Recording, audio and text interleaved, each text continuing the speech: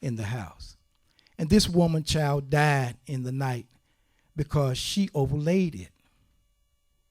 She laid on the baby and smothered it. And she arose at midnight and took my son from beside me, while thine handmaid slept, and laid it in her bosom, and laid her dead child in my bosom. And when I rose in the morning to give my child suck, behold, it was dead. But when I had considered it in the morning, behold, it was not my son, which I did bear. And the other woman said, Nay, but the living is my son, and the dead is thy son. And this said, No, but the dead is thy son, and the living is my son. Thus they spake before the king. Then said the king, showing his wisdom that he got from who? From Yah. And he asked for that wisdom. Then said the king, the one saith, This is my son that liveth, and thy son is the dead. And the other saith, Nay, but thy son is the dead, and my son is the living. And the king said, Bring me a sword. And they brought a sword before the king. And the king said, Divide the living child in two, and give half to the one and half to the other. Then spake the woman, whose the living child was, unto the king, for her bowels yearned upon her son. And she said, O my master, give her the living child, and in no wise slay it. But the other said, Let it be neither mine nor thine, but divide it. You hear that? So what do you have here? You have a woman whose child had died, and she doesn't even care about the living child as long as her satisfaction gets fulfilled. Her child's dead. She doesn't even want the woman who's the mother of the living child to enjoy her son, her child. And she'd rather for both of them to be dead than her child to be living, and she get to grow up, have him grow up with her and live. And sadly to say, we have some folks like this on the face of the earth today. And we see it every day. But look at the wisdom. Why did Solomon say, split the child and give them each one of them half? Because in his wisdom that the Most High had gave him, he knew that the natural parent would rather have the child go up for adoption or leave or be given to another a mother or whatever, rather than to have him destroyed. That's the natural maternal instinct. And he knew that through his wisdom.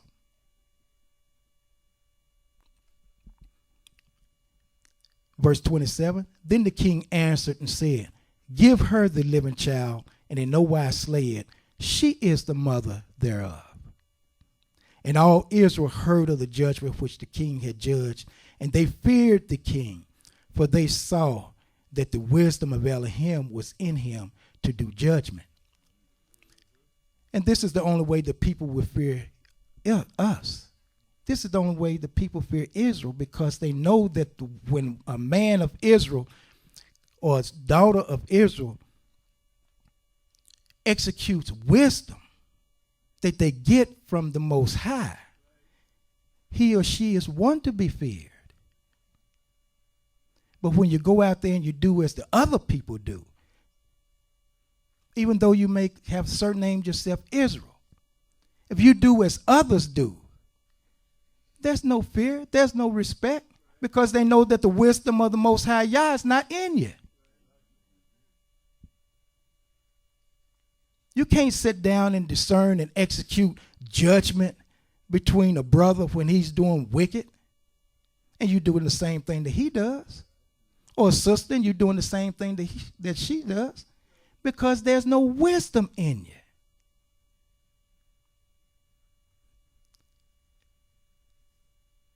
Solomon was a great king because he had the wisdom, and the nations all around feared him because of the wisdom that the Most High gave him. Just from that one example. Because the rest of them would say, man, I wouldn't know what to do. mean, she's saying it's hers. She's saying it's hers. How do you tell? I wasn't there. I don't know. How are we going to be able to distinguish whose child it really is? But this is why we should read Proverbs, because of the wisdom that's in these Proverbs. The wisdom that didn't come from Solomon. It came from the Most High. Brother Levi, you had a comment before we go to our next scripture. Shalom. Shalom, my brother. That's one of my favorite stories, and I just wanted to share something that I've seen in this. Is because we live in a society where people will get mad at you and hate you because they see you doing something they know they should be doing. Mm-hmm. You know, for instance, especially us, you know, we're Israelites. We know who we are. We have a beautiful dietary law, rules and regulations that are to help us. Mm-hmm. And a lot of people will see, and, you know, I mean, even with family members that see you studying. I've seen them get a little mad and jealous because of that. Mm-hmm. I always want to nitpick. You challenging them. Mm-hmm. You showing them up. Mm-hmm. I mean, I'm talking about moms and dads and grandparents. And you getting mad at you because they see you know what you're talking about. Mm-hmm. You know, like this lady here. She seen it, you know, and obviously they was friends. They was staying in the house together. But her child living. Mm-hmm. The child is dead to the one.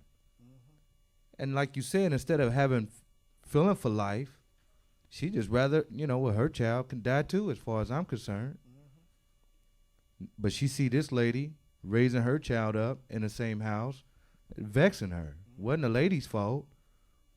You know, like in our case, a lot of times it ain't our fault that some of our grandparents and fathers and dads didn't study, didn't take it seriously.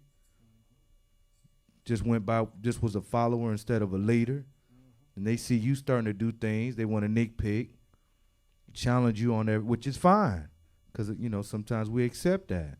But I just wanted to share that. That's one thing that I've seen in this situation where and I see it today, like you were saying. Mm-hmm. A lot of people is going to attack you even.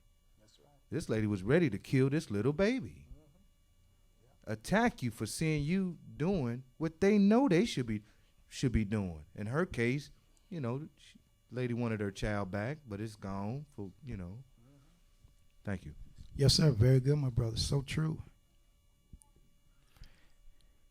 But let's go to Proverbs chapter 25. And feel free to go back to the mic and make a comment in dealing with these Proverbs. And these are just some of them that I picked out. You may have some Proverbs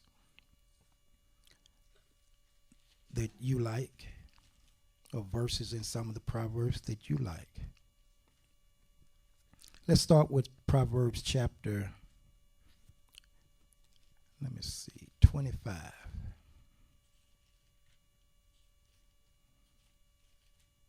Oh, before we go to Proverbs chapter 25, let's look at Proverbs chapter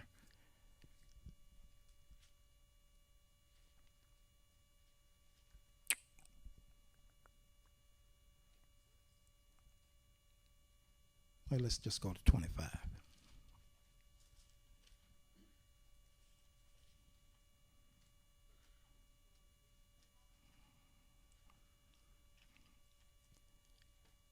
But I'm going to start first in chapter 26, 17th verse.